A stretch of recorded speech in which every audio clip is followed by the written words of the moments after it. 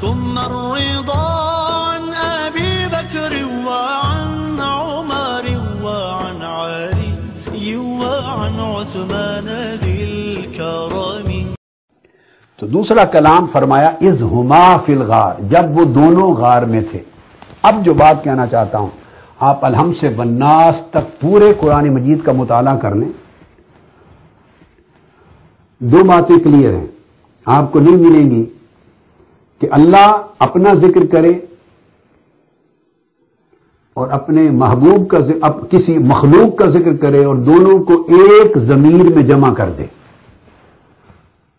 یہ شان سوائے تاجدار کائنات محمد مصطفیٰ صلی اللہ تعالی علیہ وآلہ وسلم کے کسی اور کو اللہ نے عطا نہیں کی.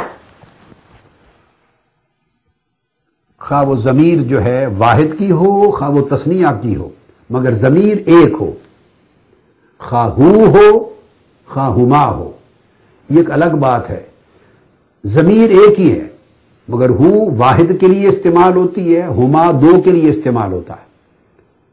اس دونوں کو، ہو کو بھی ہو کو بھی، اہل علم و فن یہ کہیں گے کہ دو کا ذکر ایک ہی ضمیر میں کیا ہے، ایک ہی ضمیر میں کیا ہے.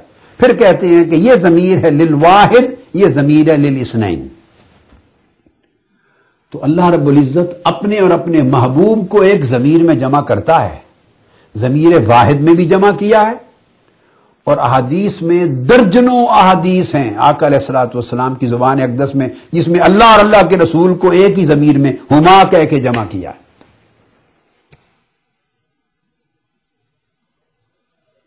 ایک استثناء ہے، اس کے سوا کوئی استثناء نہیں.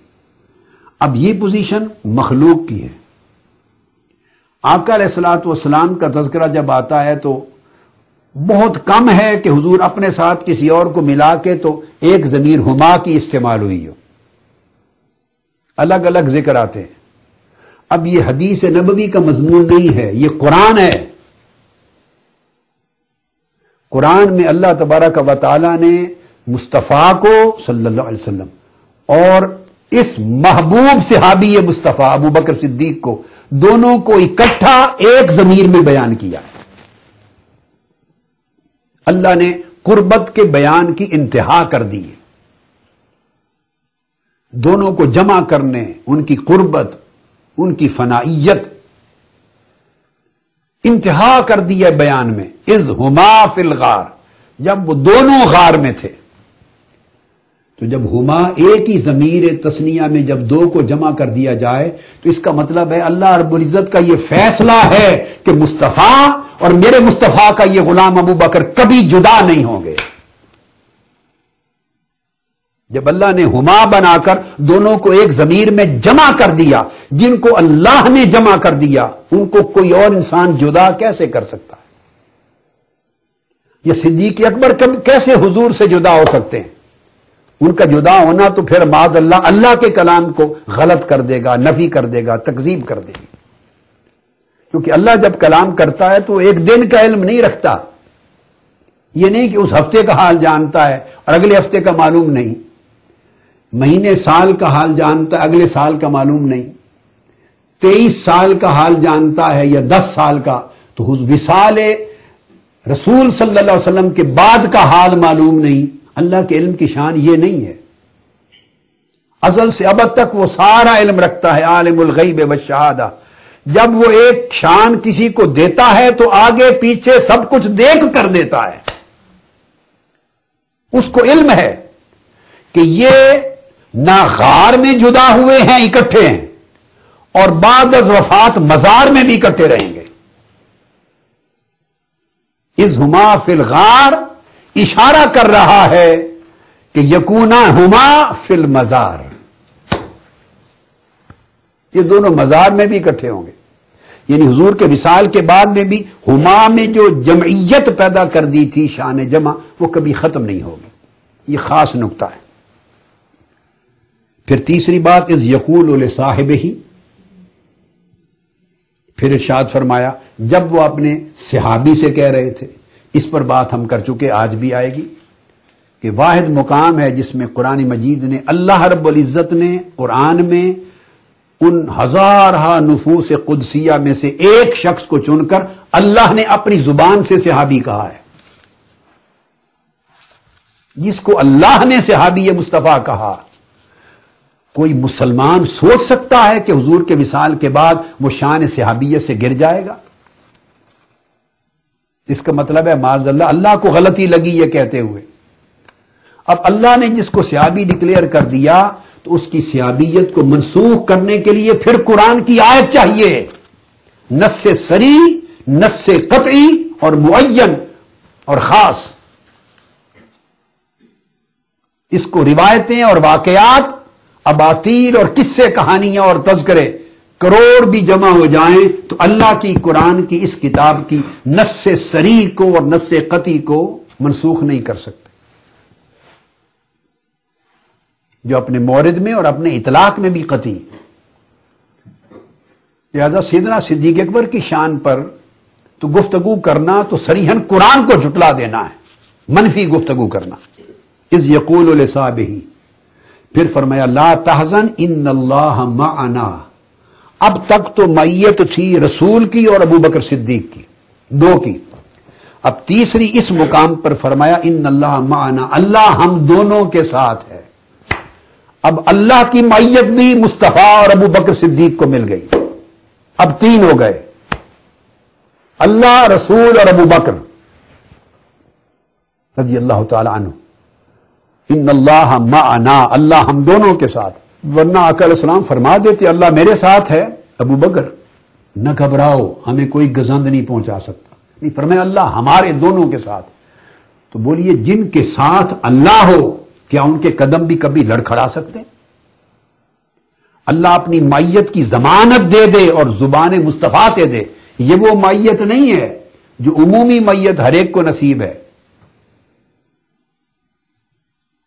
نحن اقرب الیہ من حبل الورید، عمومی بات نہیں ہے، یہ خصوص کے ساتھ کلام ہے. اور پھر پانچواں درجہ معیت ایسی نہیں ہے کہ معیت ملی اور چھوٹ گئی، نہیں، فانزل اللہ سکینتہ علیہ، اس پر سکینت اللہ نے ان کے دل پہ نازل کر دی تاکہ مرتے دم تک استقامت نصیب ہو جائے.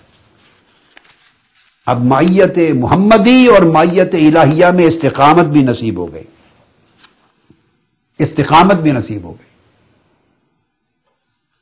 یہ 5 شانیں ہیں جو اس ایک آیت کریمہ میں سیدنا صدیق اکبر رضی اللہ تعالیٰ عنہ کے مقام کو بلند کرتی ہیں. اب یہ آیت اللہ تبا تبائی اس آیت کریمہ کے تحت میں نے جیسے کہ عرض کیا تھا کہ اس پر کوئی اختلاف نہیں اہل سنت اور اہل تشیع کے درمیان، اب اس پر دلیل لا رہا ہوں. یہ کتاب المیزان، اس کی جلد 9 صفحہ 279 279، اس میں آپ لکھتے ہیں والمراد بصاحبہ هو ابو بکر. اگلا لفظ غور سے سنیے، للنقل القطعی، یہ روایت قطعیہ ہے، اس میں کسی شک و شبہ کا امکان نہیں. اس کو رد کرنا اپنے ایمان کو خراب کرنا ہے. یہ لفظ لکھے ہیں آیت اللہ تباتبائی نے، هو ابو بکر للنقل القطعی. کیا ضرورت تھی اگلا لفظ لکھنے کی؟ انہوں نے ہر شک و شبہ کی جڑ کاٹ دی. اس کے بعد آیت اللہ تباتبائی خود اپنی تفسیر میں پھر بحث معصور بھی لاتے ہیں، روایات کی بحث بھی لاتے ہیں، اور روایات سے اور مرویات سے بھی حدیث کی قرآن مجید کی تفسیر کو ثابت کرتے ہیں. اس میں حضرت عبداللہ ابن عباس رضی اللہ تعالیٰ عنہ، اور یہ صحابی بھی اہل بیت میں سے اور مولا علی شیر خدا کے مصاحبین میں سے، حضرت ابن عباس اہل بیت میں سے، حضرت عباس بن عبد المطلب کے صاحبزادے اور سیدنا مولا علی شیر خدا کے اسی طرح سگے چچا زاد بھائی.